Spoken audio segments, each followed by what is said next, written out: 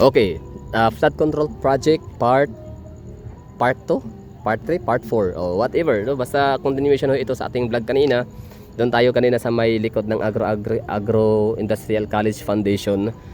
Nag-vlog diba kanina sa may flood control project na yon, sa may parang island na kung tawagin. Basta maganda siya, no? Kung tutuusin, mas mahal pa ngayon sa 51 billion. Pero dahil nga sa talaga masinop itong mga Duterte, magaling,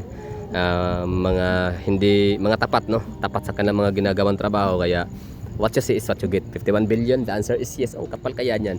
Anyway, so mula rito ngayon, tayo, babiyahein natin papunta doon. Kumbaga, ipapakita ko ho sa inyo yung hitsura. Kumbaga, wala na. Kumbaga, 51 billion na ba to? The answer is yes. Ito na yun, 51 billion. No? Ito, mas mataas to. Tansya ko dito, tingnan natin ha. Siyempre, may hagdanan dito. Maganda. Okay, ito yung kinatatayuan natin. Mula dyan. So hanggang dito. So mataas siya. So nasa mga, wait lang ha, nasa mga 6 feet. 6 feet pa rin, no? So ibig sabihin yun, uniform pala. Pag ganun, ibaba tayo. Okay. Wait lang. 51 billion flood control project. Okay, wala pa. Okay. Okay, ito na. So nasa mga itong kinatatayuan natin. Ito lang sa pinakababa. Yan. So nasa mga 10 feet, 16 feet, no? Sa sa tingin nyo? 10 feet, 15 feet, or nasa mga 20 feet? Mataas din, no? Pero grabe, kita nyo to, yan, simento yan. Simento.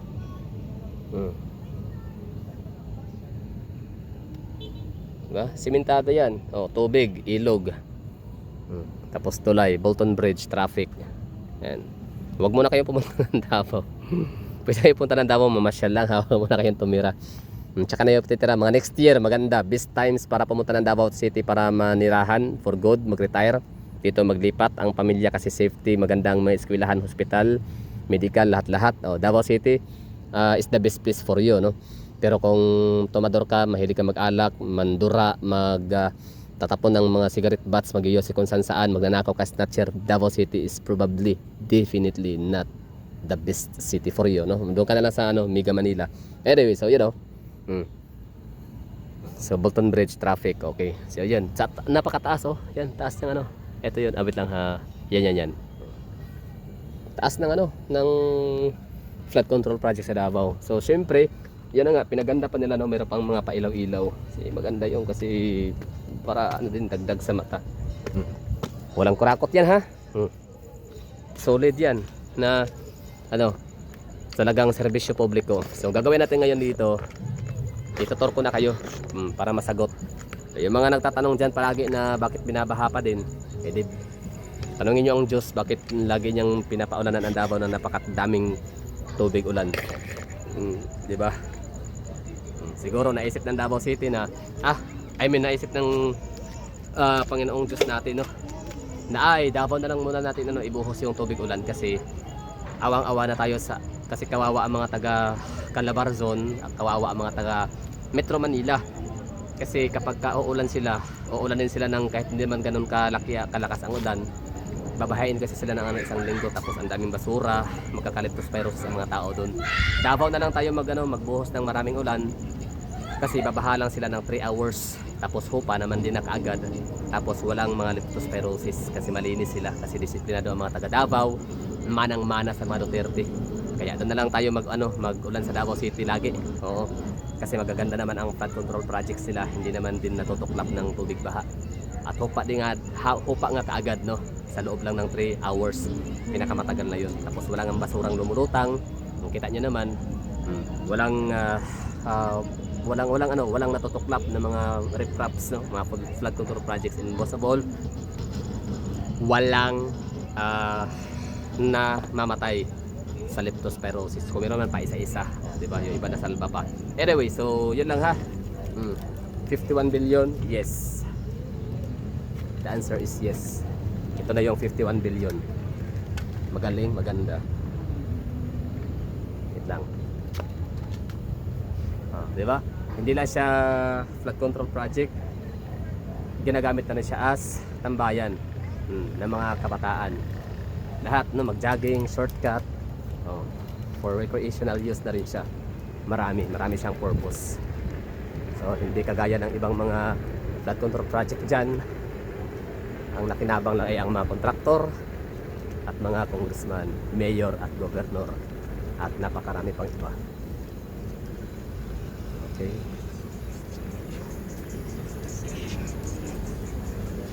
Oh, taas dito ha. Hirap na itong malampasan ng baha. Hirap na itong tuklap ng tubig baha. Dinadaanan pa nga eh. Oh, nagiging daan pa siya ng mga tao. Shortcut ng mga estudyante. Tayo sa Bolton Bridge.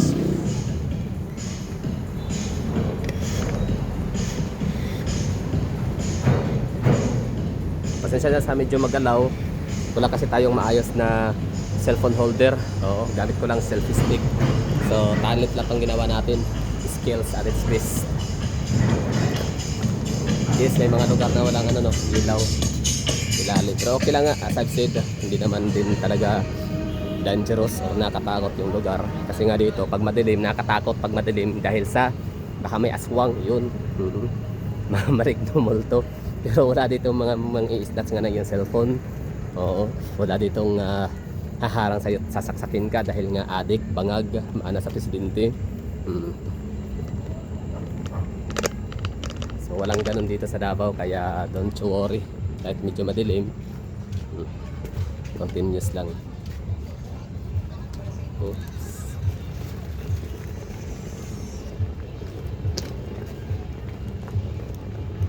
So yung gamit dito na tile ay yung flooring ay hindi yung simento, konkrito na style, kundi para siyang brick road, brick style, di ba? Doon tayo kanina ha, sa kabila. At itong ating pinuntahan ngayon, ito yung nakita natin kanina na napakaganda. Hindi pa to tapos ha, kumbaga pa to, under construction pa rin to dito. Ano pa siya, kumbaga road to completion pa lang.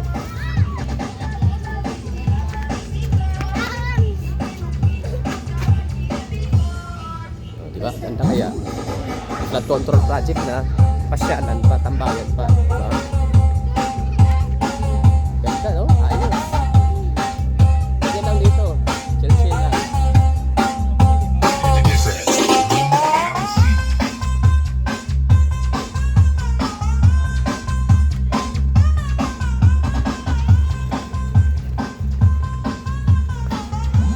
Pasensya nyo na medyo mag-allow, shaky, blurry kasi nga hindi gimbal yung dala ko, selfie stick lang siya. Ibig sabihin wala siyang kakayahang mag-stable ng galaw. Wala siyang stable na stabilizer, ganun. Oh, ganda dito, the best ayos, aba. Nag-i-enjoy ako dito ngayon. Akala ko maganda din sa yun na yung maganda sa kabila. Mas maganda pa pala dito. Oh, ganda oh. Ayos to. Maganda to siguro pag araw din, no. Pero ito mas mas ma-appreciate ko sa paggabi kasi may pailaw, tsaka maganda yung klima. Temperatura, syempre hindi mainit, hindi maalinsangan. No, ganda rito. So, sana nga lang City Government of Davao, sana ay mapangalagaan to ng maayos. So, you know what I mean. So, sana ay yung mga naninirahan dito ay so sana yung mga naninirahan dito ay ma-orient ko ninyo, no? Na yan ang alagaan. Paano ba mapangalagaan yung isang lugar? Siyempre, wag bawal yung vandalism, yung pipinturahan, drawingan, kasi ugali pa naman natin mga Pilipino yan, no? Vandalism is art, no? Vandalism is act of evil, sabi din ng iba. Oops, shaky, sensya na ha. Wala tayong stabilizer. Tapos brick yung kasi yung bricks yung kanilang sahig dito, kaya medyo maalog. Ganda, grabe, the best dito. Oy, sa mga taga Davao dyan, baka naman nyo to, pasyalan nyo na to dito. Pang selfie, bilhin ko pang post, pang Instagram. Ganda. Tapos mga namimingwit. Siyempre, edible isda rito, gawa ng malinis naman. Huwag nila kainin yung bituka. Kasi bituka, ano talaga yan, i-design yan na madumi yan. Dapat huwag nang kainin yan. Andyan mga bakterya ni mikrobyo. Anyway, so yan ganda dito no. Ayos, ang haba pati no. Layo na nang napuntahan natin. Wala tong cuts, kita nyo naman, di ba? Walang edit, walang cuts. Walang interruption. Dire-diretso lang tayo dito. Nice one. So lugar na to dito is Barangay Sinjat yata, Bukana. What's up? Hi guys! Hi guys, welcome to my guys. Uy, sarado man. Abre daw gamay goy, para maagi ko goy. Guys! Alright, thank you. Di ba? Abot pa tayo dito. May kalayuan na. Welcome to Badjaw na to dito. Badjaw community. In fact, yung mga nakatayo dyan, mga Badjaw na yan. Alright. Pero mga good job yung iba kasi nagtitinda, naglalako.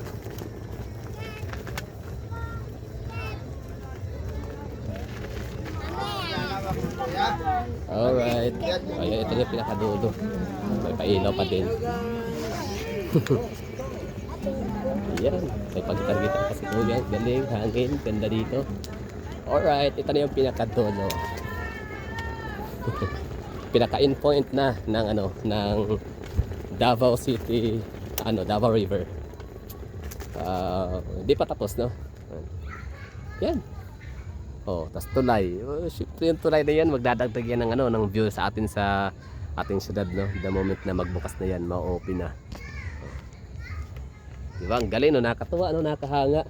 Ganda, layo ng natin tinakpo. Layo, no? Ang galing. Ayan, so 51 billion. O naman, malamang. Taas to, 15 kilometers hanggang Mandog. Layo nun. 51 billion. Ano sa inyo rito, Congressman Abante? 51 billion. Patingin nga ng inyo. Patingin nga ng inyong flood control project dyan sa City of Manila, sa iyong distrito, particular. Baka wala kang permit, kagaya kay no? Baka nagpagawa kayo ng Purok ba yun? Barangay Hall sa gilid ng kalsada na hanggang 4th floor. Yung kaya kay Joel Chua na pinako-confiscate ni Yorme. Kasi gumagawa daw na walang kooperasyon sa kanya bilang mayor sa city. Walang kooperasyon, walang coordination o ano pa man tawag diyan. 'Di ba?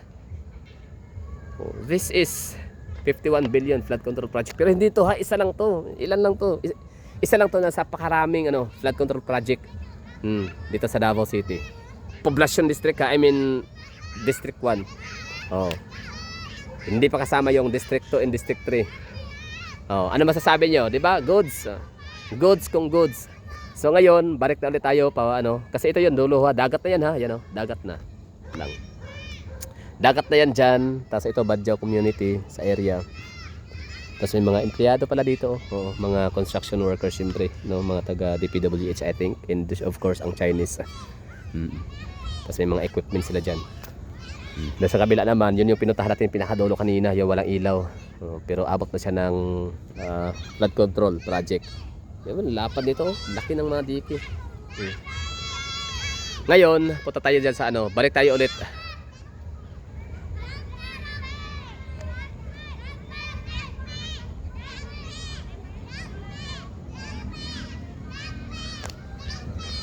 Balik ulit tayo doon, na ganoon pa din. Ipapakita ko sa inyo yung hitsura ng madadaanan natin.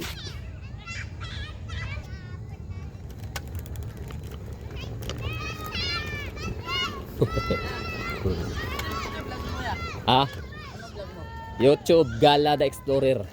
Gala. Na. YouTube.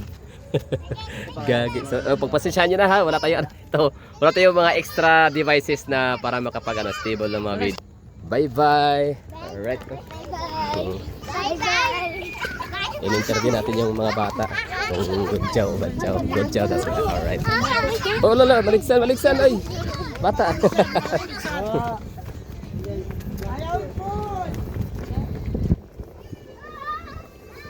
Oh, di ba? Saya pa dito. Mga kahit mga badyaw ha. Pero yun na nga, gudyaw nga daw talaga sila. Kasi hindi sila nanlilimos. Nagtitinda sila, naglalako. Pero sabi ko naman, okay lang naman manlimos. Wala problema. Basta wag lang mandura.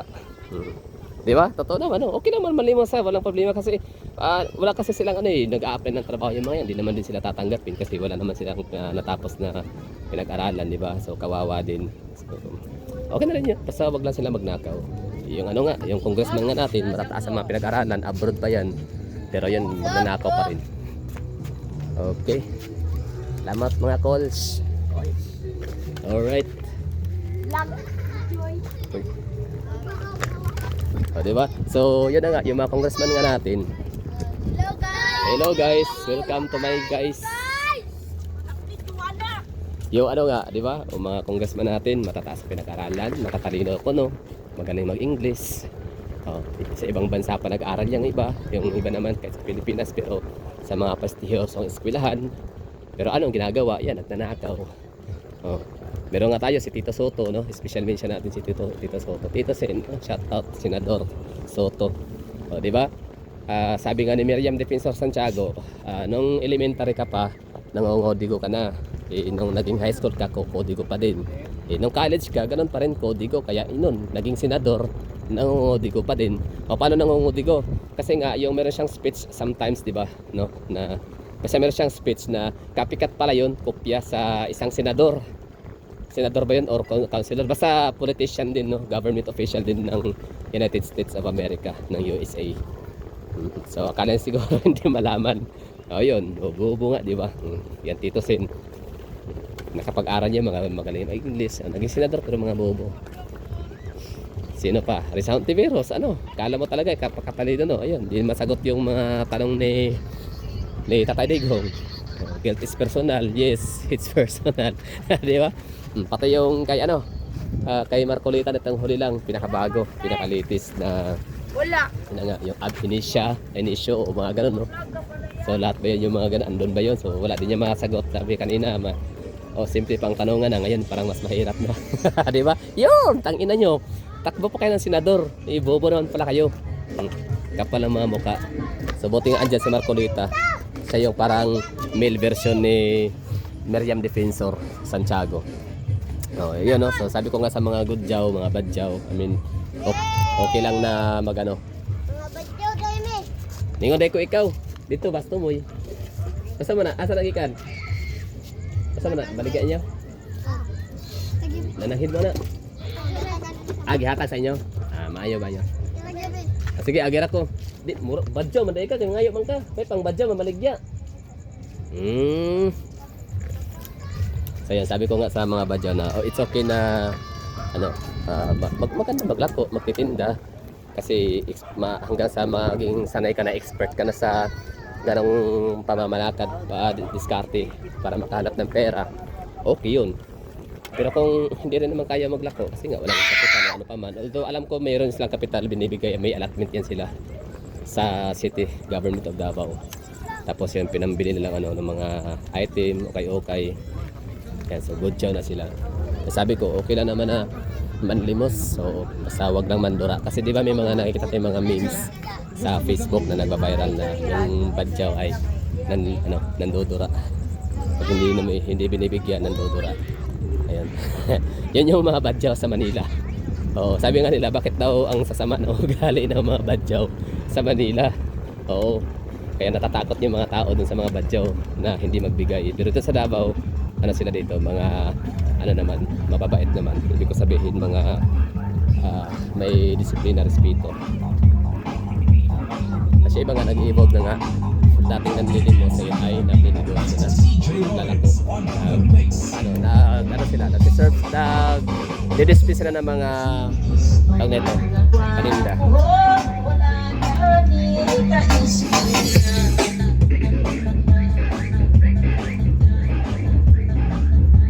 So kasiyahan, katuwaan lang. Pero di ko alam kung hanggang kailan yung ganun. Ngayon lang siguro pwede yun kasi hindi pa naman din talaga to tapos, hindi pa to turn over sa madlang people. Pero the moment na ito turn over na sa mga tao, pwede nang puntahan pasyalan. So I'm sure, no, or nasa mga 70% to 80% sure ako na maaaring ipagbawal na yun ng city government of Davao. Kasi hindi naman nila yan lugar pag may-ari, hindi siya private, no?